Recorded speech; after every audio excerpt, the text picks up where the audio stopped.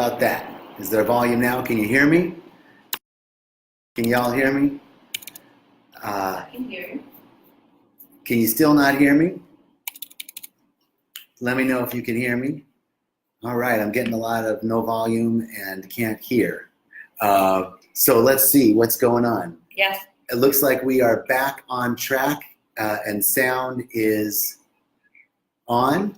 Yes, so the sound is on. Hopefully y'all can hear me because I want to tell you all about what's going on at Rythmia. It's a beautiful day here. We have sound. We're good. Yes, my name is John Jacob, and I am here to tell you about upcoming events, but I want to tell you that it's a beautiful day in Guanacaste, Costa Rica. Right now it's the dry season, and during the dry season is when all of the flowers are blooming. Oh my God, the trees are gorgeous. Red, like there's no leaves on the trees, but it's red, and one tree is full of yellow blossoms and another tree just full of white blossoms. It is stunning, absolutely stunning. Yes, so glad you all are here joining us, and I have to tell you a couple of things. First, upcoming events, and the second, I want to teach and share with you insight around the science and power of oneness. So that's what we're going to be talking about today.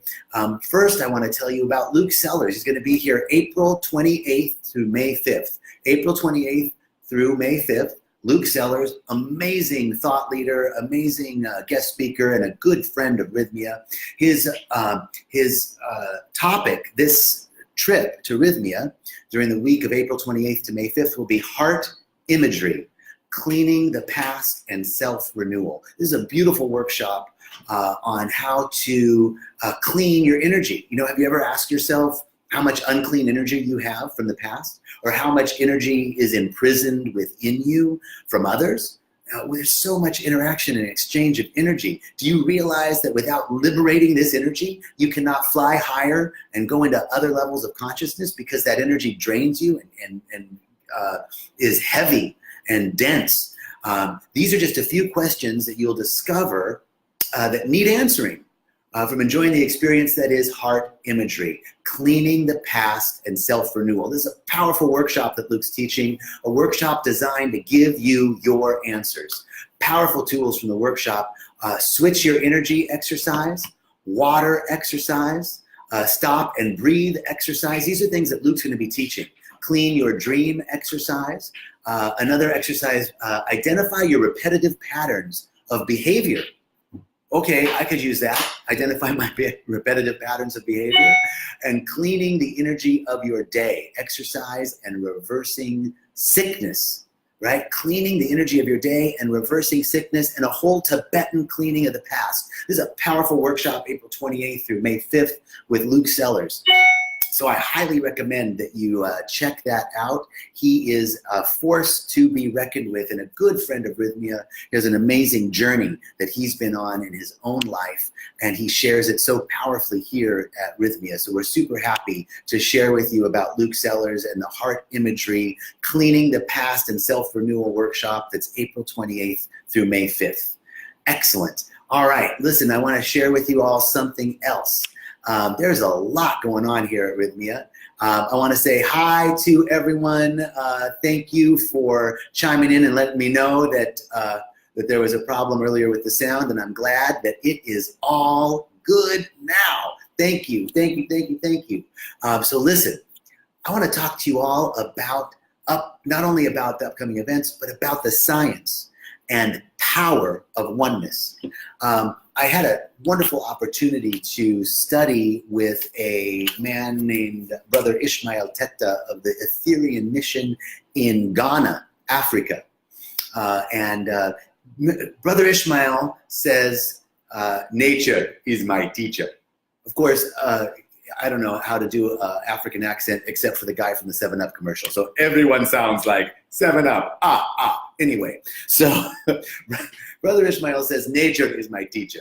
And he uses and taught, very similar to the indigenous teachings that we take part of here at Rythmia, how connecting with nature is how we as humans have always received our wisdom, have always received revelations and insights as we move out into nature. Nature indeed teaches us. And if you look at the greatest minds of our time, Einstein didn't do his mathematical equations only on the board. He got the insights on walks and then took those eureka moments, those download moments, and used his intellect to write out the equations. But it came from something beyond intellect.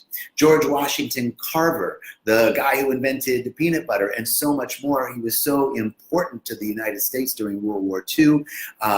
He invented sweet potato flour. He was able to find minerals and dyes that were necessary for the war effort in World War II that nobody knew about. But he received the information on how to make peanut butter, how to make sweet potato flour when we didn't have commodities, because everything was going to the military. There were rations for the public, and he was able to receive the wisdom from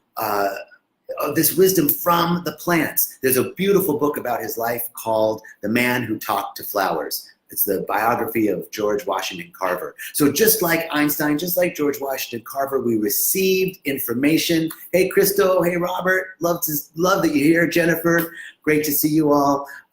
We receive information when we move into nature. And so today I want to talk to you about the science and power of oneness, energetic shape shifting. So nature is my teacher. Where do we receive our wisdom from nature? And for me, I came to a metaphysical and spiritual understanding of oneness through science, right? So I first thought of the first law of thermodynamics. The first law of thermodynamics is that energy is neither created nor destroyed, but is transferred or conveyed into various forms. Whoa, that sounds like a metaphysical description. It also sounds like a biblical description. You guys remember, I am the Alpha and the Omega, without beginning and without end, without birth and without death. The eternal energy of the Spirit is the very same thing in my mind that the first law of thermodynamics is talking about. Energy neither created nor destroyed, but transferred or conveyed into different forms. And here's the key. Energy doesn't change its nature when it changes its form, any more than water changes its nature when it changes its form. Water is the same whether it's liquid, solid, or gas. It's water, right? The same with the eternal energy. The energy of all of life that is neither created nor destroyed, that is in back of all of it, underneath all of life, is expressing as me, as you, as rock, as tree, as sun, as leaf, as flower, as ant, as everything. Same energy, different forms. Doesn't change its nature. This is the principle of the holographic nature of the universe, that we contain as individual representations of a whole. We contain all of the qualities of the whole. Do you remember those holographic bookmarks from like the 70s and 80s, for those of you? Yeah, those holographic bookmarks. You could cut up if you moved the bookmark, you'd get to see an image, right? Well, if you cut up that bookmark, you would see the whole image in the part. So the principle of the holographic nature of the universe is that the part contains the whole. So you and me, as individualized expressions of a greater whole, contain all the qualities of that whole, that wholeness. And the qualities never change. The energy never changes its nature when it changes its form. It's the same. So the energy of power, right? The energy behind all of existence is powerful. It is loving because it gives us the divine gift of aliveness without any condition. We can live our life however we want to, right? There's no condition. It's unconditional. That's loving. The energy of all of life is abundant because it gives of itself without ever depleting itself. It is constantly renewing and recreating itself, like Luke is talking about in his seminar. So the qualities of the energy of life, you contain them. You are powerful. You are abundant. You are self-renewing. All of the same energies and qualities are contained within you that are contained within the whole. This is what I love about the principle of wholeness, the principle of the holographic nature of the universe, and the first law of thermodynamics. Energy never created nor destroyed, but transferred and conveyed into different forms. We are individualized expression of a greater whole, containing all the qualities, all the quantities, and all of the benefits of that wholeness. Power, intelligence, wisdom, creativity, excellence, beauty, joy, intelligent design. We are all of it. You are all of it. We have all of it within us. So the science of oneness begins in understanding that we are part of a whole that is expressing itself and that we contain all the qualities of that whole. The second law that really opened my mind in terms of spirituality and science, the bridging of science and metaphysics, of physics and metaphysics, was Einstein's special theory of relativity. Now, trust and believe, I am no mathematician, and I know nothing about the math that got us to E equals mc squared, right? But I know E means energy, and M is mass or matter, and they're on opposite sides of an equal sign. So energy equals mass, energy equals matter. Whoa, what? Energy and mass are the same things? So matter is just slowed, stored energy? When I got that, wow, that's amazing. So mass and energy are the same. And as we know from the first law of thermodynamics, energy doesn't change its nature. So then there is an energy in, through, and as everything, whether it's solid or not, whether it's animate or inanimate, that is the energy of all of life.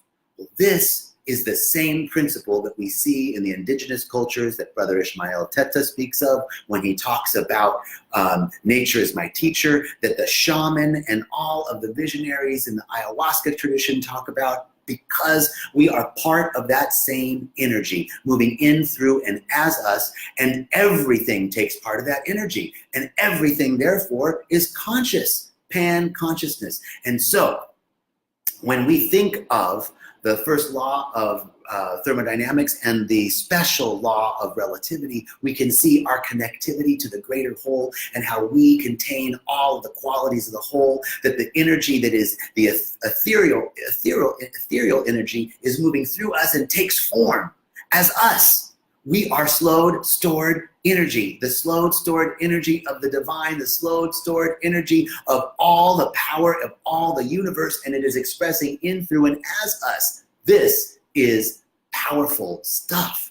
So I want to discuss this idea that these two laws gave me faith and confidence in a power greater than myself. It was a way to enter into a belief system and to see clearly what the great sages and mystics have been talking about for centuries, but to come through at it through a scientific point of view, right? That this is science, and that science is now proving what metaphysics and spirituality has been saying for centuries, okay? So this gave me faith and power, that I can meet every situation with faith and trust when I know scientifically that I have the same energy that created the multiverse within me, and that all the qualities of that energy are within me. Therefore, they're within you. And therefore, there's nothing to fear.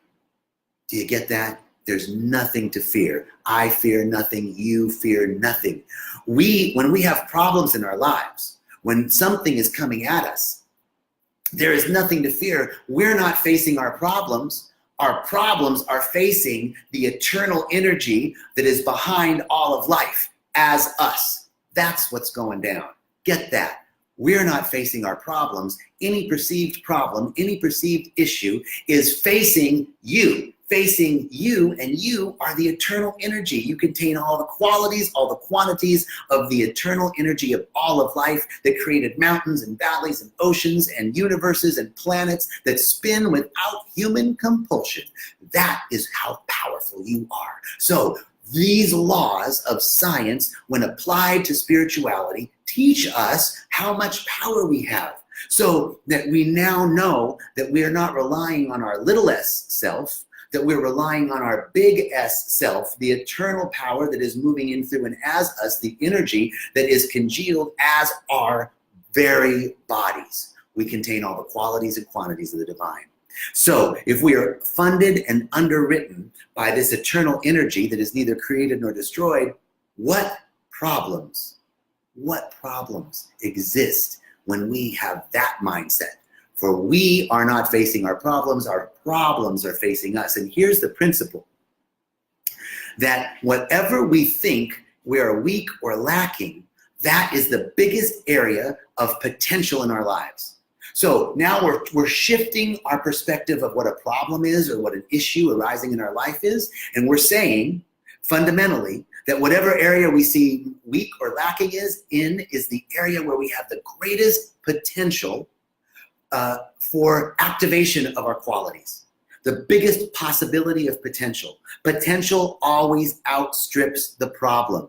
The potential within you always outstrips the problem that you perceive to be facing you. So a perceived weakness is therefore our biggest strength. Let me say that again. A perceived weakness is therefore our biggest strength. That is powerful. And we're going to take a moment here to just really anchor in to know that you have, if you are one with all the energy of all of life, and that energy is the power that created the multiverse, and it's the same energy within you, then you are powerful beyond imagination. This slowed, stored energy, the one energy of all of life, you contain all the qualities and quantities of it, and it doesn't change its nature. Therefore, no matter who you are, you contain all the qualities, all the power, it's yours. So your problems are really an area of potential to be realized and activated, because you have everything you need within you already, right? No matter what happens, you can handle it. No matter what happens, I can handle it. That's my affirmation, because I've got the power of all of life backing me up. And if I open myself up to it and let it move through me, in and as me, then the problem is outstripped by the potential and activation of my realization of that power. That is the key. So let's do a quick exercise. Think of an area in your life that you don't feel you're doing well in. There's some problem, there's an issue, you feel weak, you feel fearful, an area where you are not satisfied with your performance in your life. Right? Bring that area to mind. Don't get caught up in the story of it, but just bring it to mind. Now, I want you to think of an area in your life where you are doing great, where you really feel confident, you got this down, there's something that you know that's going well, right? Now, feel the energy of that area. Feel the energy of that area in your life, the energy of being successful, the energy of doing it well, the energy of everything's okay, the energy of I've got this, right? When you look at that area where you're confident in your life, feel that energy. Now, as you feel that in your body, right? Feel the vibratory frequency of that area of your life where you're doing well, where you're confident, where you know you got this. This is I have capacity in this area. Take that energy and through the lens of that energy, apply that feeling tone to the area of your life where you don't feel you are successful, where you feel there's a problem, where you have a fear, right? Apply that energy to that area. Now look at yourself doing the activity in the area where you don't feel you're as successful as you need to be. Feel and see it through the energy of I've got this. See it through the energy of I'm competent. See it through the energy of I am successful. I have this down, that I have capacity here. That feeling of being able to do it. I can do this. Feel this. So you're shifting the energy. This is what Reverend Michael Bernard Beckwith teaches as energetic shape shifting. When you take the energy of an area where you're doing well, take the energy, let's say you have an illness in your body, but you have an illness in your shoulder, but the other shoulder is doing great. So you take the energy from that area and apply it here. Right? And by applying your awareness to that area, you shift the energy. You can literally shift the energy. So we're doing the same thing with an area in your life where you feel that you're not as successful as you want to be, right? Take the energy from the area where you know you're successful and move it See the area where you don't feel you're successful. See it through the lens of I've got this. You have it. No matter what happens, you've got this. That is the key. This is all that it is about, because there is nothing. When the master teacher says, don't judge by appearances, he's not saying that appearances aren't real. So it doesn't mean that what you're feeling about that area of unsuccess isn't real. No, what the master teacher means is that the unreality of appearances lies in our interpretation of them. So how are we going to interpret this situation? Whatever situation you're facing, whatever problem you're facing, whatever area or fear you're facing, know that you're not facing it, that it is facing you, and you have the eternal energy of all of life behind you. And then when that realization, take the energy of an area that you're successful in, that you feel good about yourself in, and apply it to an area where you don't feel good about yourself or you don't feel successful about, and see that activity through the lens of success, through the lens of I've got this, through the lens of I'm powerful, through the lens of I'm enough, and watch your life transform. Watch as you apply your awareness to this area. That's all it takes. The unreality of the circumstance lies in our interpretation of it. How are we going to interpret it? This is where we have our power to respond to life. It is our ability to respond to the external circumstances of life, and how we respond to it is our power. That's our responsibility. Our ability to respond is our responsibility. That's what we're talking about. So grateful to have this opportunity to share some insight. I want to give an acknowledgement that exercise of energetic shapeshifting was taught at Agape with Reverend Michael Bernard Beckwith. Thank you, Rev. And I also want to thank you all for joining us, and invite you to come down and experience the healing and resonance and harmony that is available to you as you come to Rythmia and step into nature. Let nature be your teacher here at Rythmia.